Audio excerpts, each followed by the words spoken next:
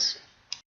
This book was based upon a time period that had a lot of discrimination, racism, and a judgmental society or environment. That being said, Guy's life was surrounded by his loving family, but maybe not so much his neighborhood. His neighborhood wasn't very well-mannered.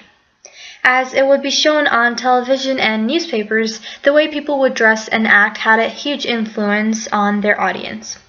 After the 1960s and 1970s, almost everyone owned a television to know how the latest fashion trends were, or how people of their age were supposed to act. Media in this case was entertainment that was passed on through televisions or books or newspapers. People would start to follow those trends, or basically anything that was being shown on television or that was being said or written, which relates to what the normal would be in that time period, or even in the present right now. If someone didn't go along with those actions or trends or how someone dressed up, they would automatically be labeled as weird or strange. Guy Paul Morin was different than the others in this case. He didn't do what the people around him wanted him to do. He was around the age of 20 and still lived with his parents, and that came off as strange or not being as independent to other people.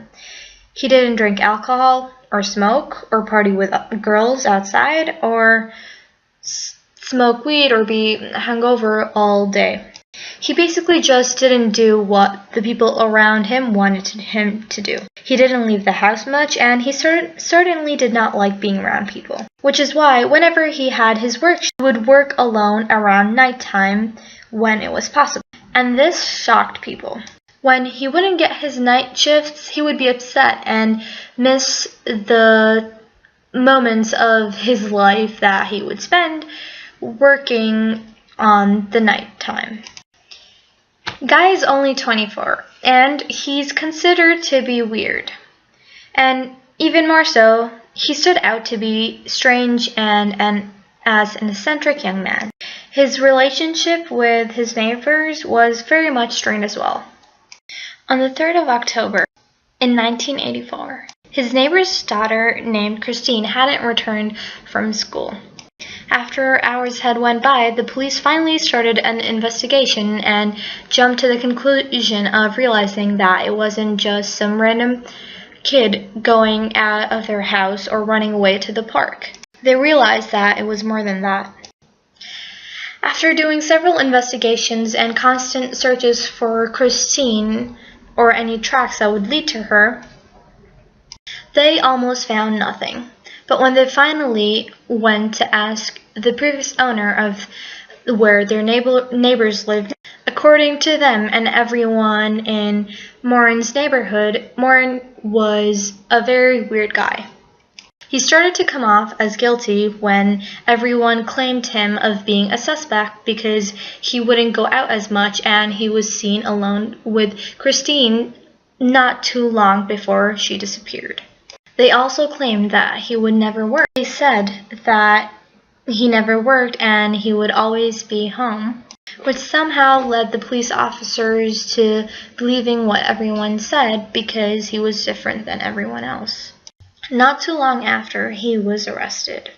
Guy Paul was furious and he proclaimed as innocent yet again.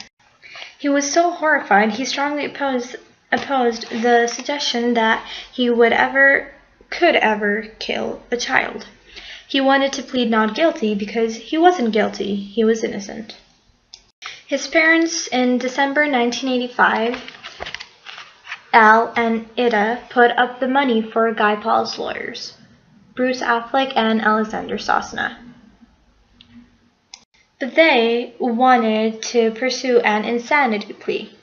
Guy refused, stating over and over that he was innocent, would not plead otherwise. But those lawyers were stubborn. Finally, Guy Paul lost patience and dismissed them in December 1985. Clayton Ruby was hired instead. She was an excellent and thorough defense attorney with a great team. In the first trial, the theory was that Guy Paul left work on October 3rd, 1984, arrived home about 4:30 p.m., lured Christine Jessup into his car and took her to the body site in Durham region, where he sexually assaulted and killed her before returning home to Queensville.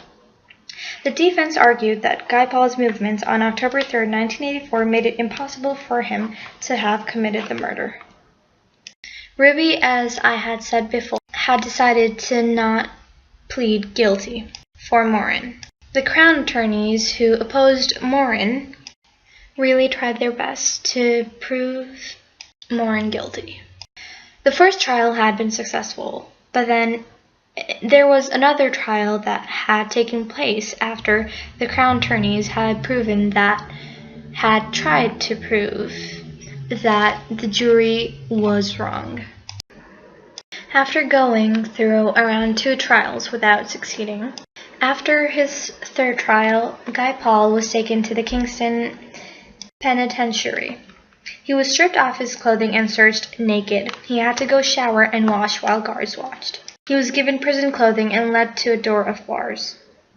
A buzzer sounded and the door slid open. All of that was a dream that would haunt him for the rest of his life. It was a fact that anyone convicted of a crime against children didn't do very well in prison. In 1995, on the 23rd of January, the truth had come at last. And keep in mind that this DNA was not available during the first 2 trials. The DNA that was grabbed from Christine's underpants did not match Guy Paul Morin's. At last, he was proven innocent, and later on, in an interview, Guy Paul said, "We all have our own genetic pattern, and isn't that wonderful?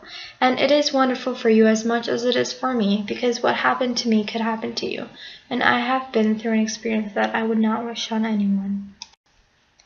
As an apology, Guy Paul Morin and his family were paid $1.25 million. Guy Paul Morin showed extreme bravery and stood up for himself no matter what the circumstances would have been. My theme statement is that the book Real Justice, Guilty of Being Weird, the story of Guy Paul Morin's author, explores the idea of how one should not judge another based upon their appearance, as appearances can be deceiving.